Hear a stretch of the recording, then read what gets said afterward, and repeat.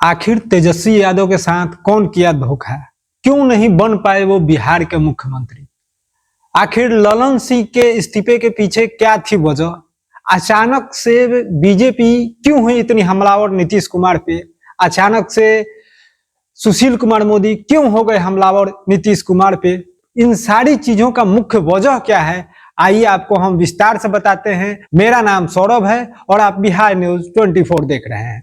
जो सारी चीजें अभी बिहार में चल रही थी, इन सारी चीजों की एक ही वजह थी, वो वजह थी तेजस्वी यादव को मुख्यमंत्री नहीं बनने देना है। इन सारी चीजों के पीछे जो व्यक्तित्व है कोई दूसरा नहीं, बिहार के मुख्यमंत्री नीतीश कुमार है। जी हाँ, नीतीश कुमार ही ये सारी चीजें करवा रहे थे।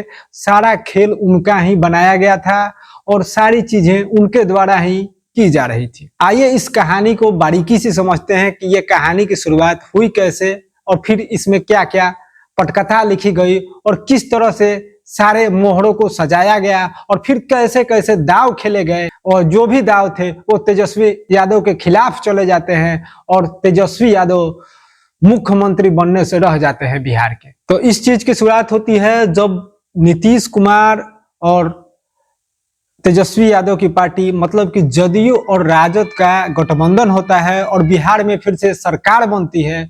और सरकार जब बनती है तब तय होता है कि नीतीश कुमार ही मुख्यमंत्री रहेंगे और तेजस्वी यादव उप मुख्यमंत्री बनेंगे, जो अभी तक बने हुए हैं। लेकिन इन सारी चीजों में लालू यादव की जब जेल से निकलते हैं और उनकी एंट्री होती है और सारी चीजों में धीरे धीरे बदलाव होने लगता है। जो नीतीश कुमार सब जगह आगे बढ़कर दिखाई दे रहे थे वो बैकफुट पर चले जाते हैं और सब जगह लालू यादव ही दिखने लगते हैं। और लालू यादव राजनीति के माहिर खिलाड़ी माने जाते हैं और लालू यादव नई बिसात चलना शुरू करते हैं और उनका मुख्य उद्देश्य ये होता है कि तेजस्वी यादव जो है वो बिहार के मुख्यमंत्री बने। इस दाव को नीतीश कुमार भली भांति समझ जाते हैं और क्योंकि वो भी राजनीति के मजे हुए खिलाड़ी हैं और बिहार की राजनीति से और लालू यादव की राजनीति के से वो रगड़ग से वाकिफ है। तो होता ऐसा है कि ये सारी चीजें पर्दे के पीछे तय होती हैं कि तेजस्वी यादव जो हैं उनको चुनाव के 1 साल पहले गद्दी सौंपी जाएगी और आने वाला जो चुनाव है 2025 का वो तेजस्वी जी के नेतृत्व में लड़ा जाएगा। इस पे सहमति बनती है, नीतीश कुमार भी सहमत होते हैं, सारे लोग सहमत होते हैं। लेकिन जैसे ही धीरे धीरे 2025 नजदीक आता है, चुनाव का समय आता है और जब गद्दी सौंपने की बारी आती है तो इसमें नीतीश कुमार एक चाल चल देते हैं। और चाल ये चल देते हैं कि वो ऐसे दिखाना चाहते हैं कि अगर हम तेजस्वी यादव को गद्दी सौंपने जाते हैं तो हमारे ही जो कुछ विधायक हैं वो विरोध करना शुरू कर देते हैं, वो टूट के भाजपा में चले जाएंगे या दूसरी पार्टी में चले जाएंगे और हो सकता है कि सरकार ना बन पाए, हम लोग की सरकार गिर जाए। और इसके पीछे का खेल जो है वो सारे इल्जाम जो है भाजपा पे लगाते हैं कि वो सारी चीजें उधर से चल रही हैं, क्योंकि सुशील कुमार मोदी भी काफी करीबी माने जाते हैं नीतीश कुमार के।